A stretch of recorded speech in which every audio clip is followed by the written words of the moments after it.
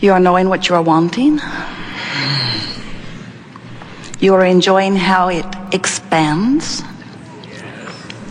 You like that you never come to the end of your wanting. Your desire continues to evolve. Well, not so much, eh? When you are approaching life from your eternal viewpoint, that sounds so good. When you know you are eternal, you don't want to run out of desires. And when you know you are eternal, not only do you not want to run out of desire, you don't want to run out of what causes desire either. You don't want to be rid of the contrast that causes you to focus yourself into a clear new awareness of what you want. In fact, from that eternal viewpoint, when you made the decision to come forth, you were eager about the contrast into which you knew you were about to be born. Because you knew and remembered then that it is from that variety that you focus and find the new awareness, your new preference.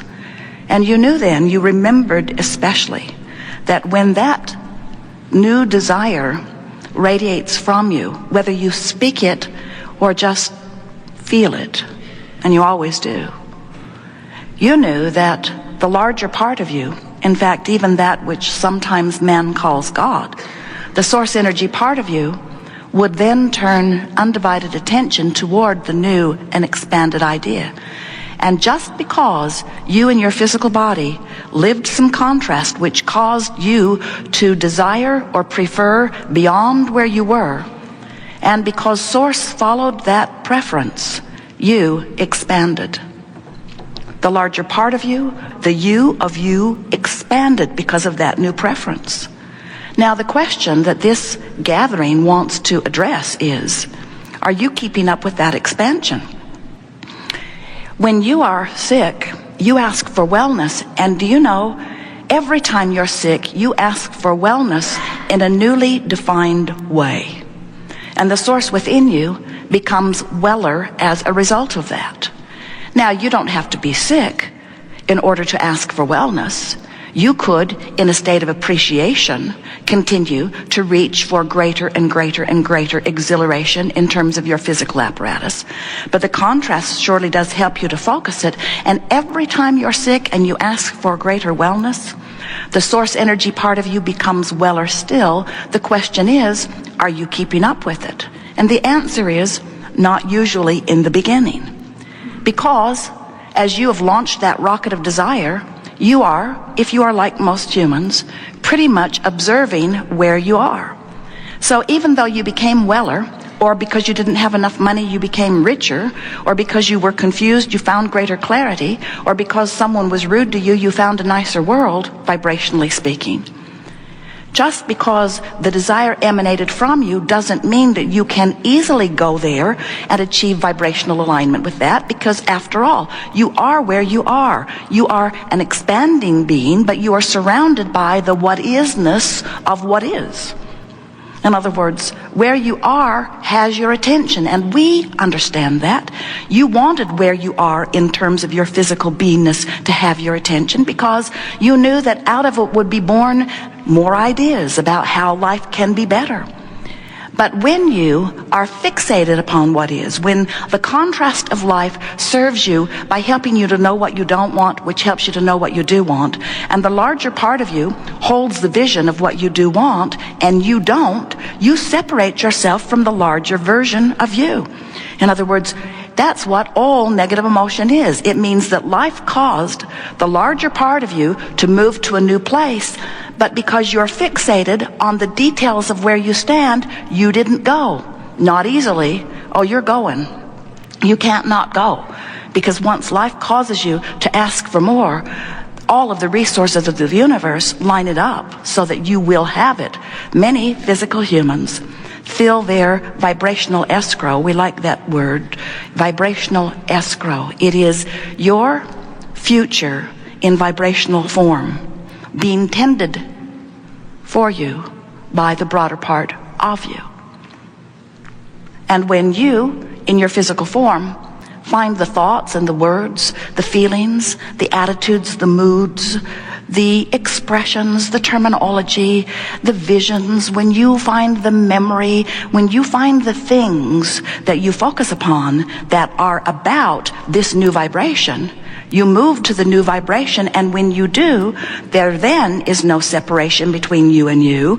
And when that happens, your manifestation of this expansion occurs. Oh, now you're manifesting all over the place. And in every moment that you are manifesting, in every moment that you exist here in this physical body, there is a vibrational relationship going on between you and you. And by that we mean between the vibration that is being offered by you because of what you're thinking in your genius, brilliant point of view, and the you that is the broader part of you that existed before you were born, that still exists even in non-physical, even now. You are here in physical form, and that holds the vibration of your vibrational escrow. You see how it works? You were source energy and still are. And as you were source energy, a part of you expressed forward into this body, a small part of you in relationship to who you really are. And as you're here now in this body, exploring what you want, what you don't want, what you want, what you don't want, you are sending off constant preferences or rockets of desires, which the non-physical part of you is holding. Not only holding, observing, not only observing, giving, not only giving, being. The larger part of you becomes what you ask for when you ask for it. When you ask, not only is it given, the larger part of you becomes what you have asked for. So the question is, how are you doing about keeping up with you? Are you a vibrational match to what you're asking for? And you can tell by the way you feel how close the match is. We want you, in the hours that we are together today, to begin to feel a familiarity, an ownership really, a beingness really, of this vibrational escrow. It is our desire that you begin to recognize that this vibration, which is your future experience, which precedes you vibrationally, and we want to remind you, everything that you know that is physical in nature was preceded by vibration. And by the time it is manifested, it was focused powerfully into view. Do you know that the focusing that you're doing here in this physical body is fine-tuning focusing? Do you know that? The majority of what needs to be done, 99.999999% of all creation is completed vibrationally before you see the evidence of it. So you're focusing upon things that cause you to feel good. That's just the last little piece of clicking into place. Because you didn't just start building your vibrational escrow since you got here. You didn't build it yesterday in the middle of that argument with someone. You added to it, you clarified it. You didn't build your vibrational escrow last week when you were sick or last year when you were sick. You added to it, you amended it. But this vibrational escrow, this you of who you are, this is a veritable vortex of attraction. And all things necessary for the coming together of that which is you is being drawn to this vortex. We want you to feel it. Feel this vortex of becoming and law of attraction's powerful effect on it. So, you ask for more money, it's been summoned. You ask for more clarity, it too has been summoned. You ask for specifics like houses and cars and people and relationships and better feeling everything. And as you've been asking with detail because of the contrast that you've been living, this vortex is spinning and drawing to it all things necessary. And once you have an experience that causes you to expand to a new place, you can't keep beating the drum that isn't keeping up with the expansion that life has given you. You've got to keep up with the expansion that life has given you, or you're not going to feel good. So every emotion you feel is about the vibrational relationship between where you are in the moment of the feeling, with the thoughts you're thinking right here in your beautiful physical body, and who you really are, who you have become. So here is this vibrational escrow, this veritable vortex with law of attraction summoning all components necessary for the full realization and manifestation of everything that you've been asking for. What a pot is cooking here. It is magnificent. And if you are feeling despair, you are so far from this vibration or escrow that even its existence is annoying to you.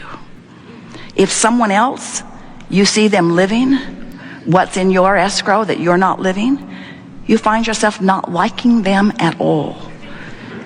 In your despair or anger or revenge or judgment or hatred, you feel terrible. You are so far from this vibrational escrow. Now, the thing that's very interesting about that is, over here in this contrasting experience, as you get a whiff of that, as you see someone else maybe living some of it, and then you realize that you're not, you have a stronger stream of negative emotion, which causes you to launch a stronger than ever rocket of desire. So you just ask for more, but as you hold your negative ground and don't go, you feel worse still. So here's this vortex swirling with all things wanted by you, and here's you over here holding yourself apart from it by the habit of thought, by the thought you keep thinking, by the chronic thought, by the drum you keep beating, by the online chat group that you respond to, by the stuff that you are reading and talking, by the things that you're keeping alive with your conversations with your friends. You are holding yourself, not meaning to, not wanting to, apart from who you've become. So now let's say that you are in a state of frustration. Oh, now not so far from your vortex. And in frustration, this vortex is every now giving you a glimpse of something you want. In fact, every now and again, you get a feeling of exhilaration. You sort of get an idea about something. You're closer to the vortex and you're feeling better. Once you get to a place where you are feeling the slightest little bit of hopefulness about this thing that you want, you are so within range that now the universe is starting to give you clues, little hints of things. You say, oh, I'm being tested. Things begin to show up. You begin to see exactly what you want being driven by someone else. You are in the vicinity, and we want to say to you that once you reside pretty systematically, nearly chronically, in an attitude of hope, you're close enough now that the universe is giving you enough evidence of your close proximity to what you want that now you're almost inside the vortex. And when you find a little bit, only a tiny, tiny, tiny little bit of belief, you're in. You're in. And in the moment that you move within vibrational range, now things start showing up. Things show up all over the place. You begin to feel the cleverness and the clarity and the power of your beingness. Now, most of you are moving in and out of your vibrational escrow all day, every day, depending upon the subject. There are some subjects you're so far away, nobody wants to talk to you about that anymore. You know those subjects. You have friends that have them, that issue they've got. And they always, no matter what you're talking about, they manage to bring the conversation around to that issue. If you keep beating the drum of where you are in relationship to what you want, you just hold that tension. Now, there are other subjects that you feel more hopeful about, and so the universe is yielding some things to you relative to some subjects and not so much on others. And it all has to do with your relationship to who you have become. However, we want to say to you that your usual attitude about one thing or the other is consistent enough that you have a pretty steady relationship with your vibrational escrow. You know people who are so knowing of well-being, who so expect things to go their way, that it looks like the universe just knocks itself out to give them what they want. You barely hear them verbalizing that they would like to see something or know something or have something, and they have it. And if that makes you feel exhilaration, you jump right into your vortex where you get some too. But if it makes you feel jealous, if you say it's not right, if you start looking at the disadvantage that you have while they seem to be having the advantage, then you hold yourself, it seems to be deliberately, we know it isn't, outside of the universe's ability to yield to you because you hold all of the power. You're either allowing alignment or you're disallowing alignment. We call it allowing or resisting. You're allowing the well-being that is yours, that is constantly being summoned on your behalf, or you are not. It really is that simple. And the better you feel, the more you are allowing it, and the worse you feel, the more you are not.